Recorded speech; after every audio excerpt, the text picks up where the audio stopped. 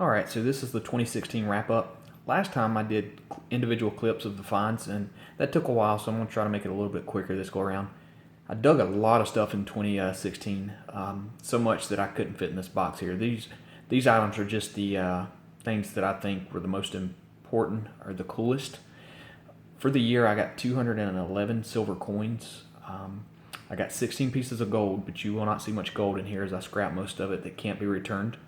I did get about 30 pieces of miscellaneous silver items. And in regards to old coins, I got 29 Buffalo nickels, 7 V nickels, 12 Indian head pennies, and getting into the silver though. Let's take a look here. So those are my halves for the year. I only got 3, but that middle one's a 1895 old Barber half dollar. That was a bucket list coin, and then I got another one this year as well at the country club. So if you've been watching my videos, you're familiar with the country club by now. Another first this year, I've been looking for 3 years, was an SLQ, and as you can see, I ended up digging 5 of those. I can't remember which one was the first one, but it was like once it clicked. But the coolest one by far is this one here, which is a 1927S. It's a key date coin. I don't know much on the grading of coins, but in poor condition, it's a $60 coin. So that's a pretty good find there. I was happy with that. My favorite find of the year is this one right here in the center. Again, came from the country club. That's a 1781 half real. Then I got an 1840 seated half down beside it. And the coin to the right is from the Philippines, and that's my first foreign silver coin as well. I got that from my old country club, which is the ball field. I also got the 1895 Barber half dollar, my first one from the old ball field too. That was my previous honey hole. Some of the jewelry, you'll see some rings, some little pieces of miscellaneous jewelry. That piece in the middle there was a piece of a ring, I think, from the country club. Got that little flat piece there. It was a toe ring that came from the lake. This is by far the biggest piece of silver I've ever found for, well, jewelry in regards to jewelry. I did get a silver spoon, but that's right at a 23 gram Harley-Davidson silver ring. Another silver bracelet, several silver earrings, some silver rings over here as well. And I kind of got more silver just kind of scattered throughout. This one right here is really cool. It's the Sackett Tiffany and Company silver ring that I found. It's hard to get the inside clean, but it's got a lot of script writing around it. But you can look in there and you'll see Tiffany and Company 925, which is really cool. It sells for $250 on their website, which is neat. Also got my first silver belt buckle, another bucket lister. And then I got my first silver cufflink. And I'm pretty sure by now that's, I had a lot of good feedback on that from the video it was in, is a part of it, or a piece of a pair of sterling silver scissors, the handle, one of the handles. That is a silver earring as well. It's 1/10 gold filled, so it does have some gold content. And the only gold I haven't scrapped right now is these 3 pieces here. I got 2 wedding bands and a small ring that actually fits my daughter, and it's her birthstone, so I'm sure she'll wear that one some. Here's some more of the silver that I've dug as far as rings. Mercs, I don't know, but I had close to 60, and this one here is really cool. It had some really neat toning on it. The tone on it is just amazing. You can see it there. Don't know why it come out that way, but I'm glad it did. It's one of the better looking ones I dug. Got some Sacagawea, I think that's how you say it, dollars, dollar coins. I got 7 transit tokens. Now going down, you can see the Indians, some of the V's. That's my first U.S. large cent. It's pretty toasty, but you can kind of see the design there. And I did get it, I'm pretty sure the bust is facing left, but it's so toast, I really can't make much out on it. Again, it came from the country club. These are the buffs. And if you notice, these coins seem to be separated a bit, and that's because I'm trying to keep everything separate that came from the country club. That's why you see some Mercs and Rosies here, and also more here. That's because this stuff over here came from the country club. Not all the jewelry, but mostly the coins. Let's come on down. There's some Tootsie Toy cars. This year I actually got, here's a barber dime I just tossed in here. I did not dig that, so I'll take that out.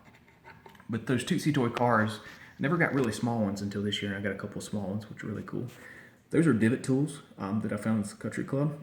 Those are actually, they're not extremely old, but these are the older style, and in good condition. Those things are like $20-30. It's solid brass, which is pretty neat. Come on down, you'll see some of my buttons. Skeleton key. All this here comes from the country club. Got a good luck token there, which is pretty cool. On the back,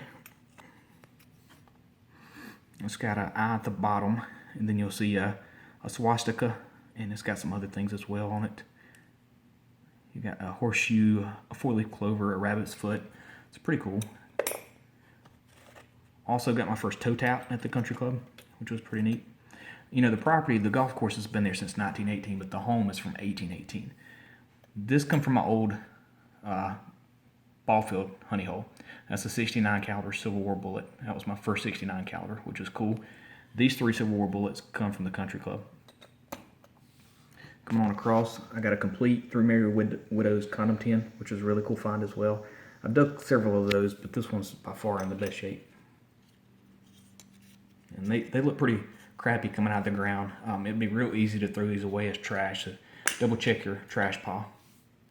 Some keys. I dug a huge skeleton key earlier in the year, hunting yard with Tommy. That's my second one that size, but this one's been, you know, in much better shape than the one I got last year. And this is kind of cool. Found this at the country club as well. This is a mount print plate, print press plate from Elizabethtown, Tennessee. You can see the 10 and the 11, which is, I guess, how they measure the distance on the mount, which is neat. And this is a lock keyhole plate, which is pretty neat. That's from the 1800s. Come on over.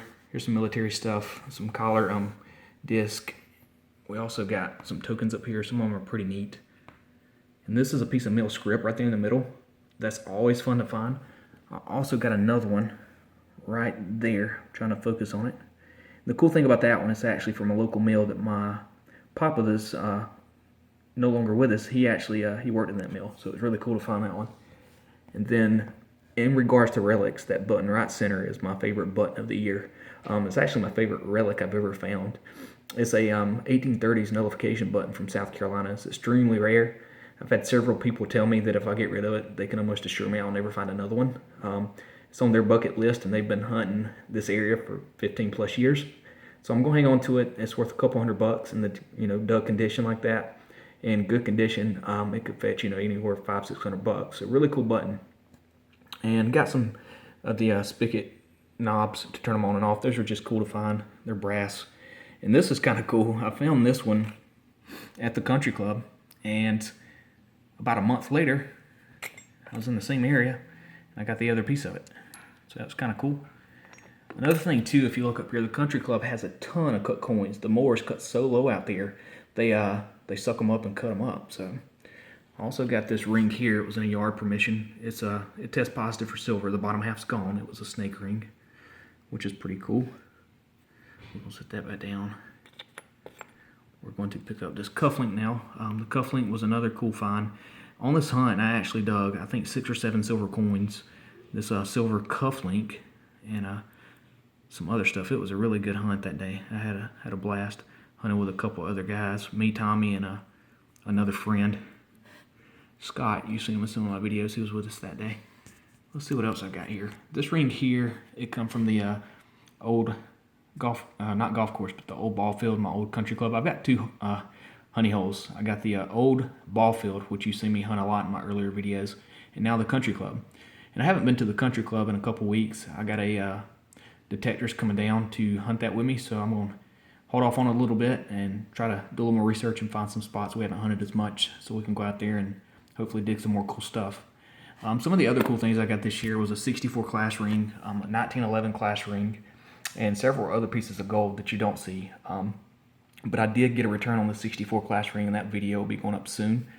If you look, let me see where it's at again. There's a jack, which is pretty neat.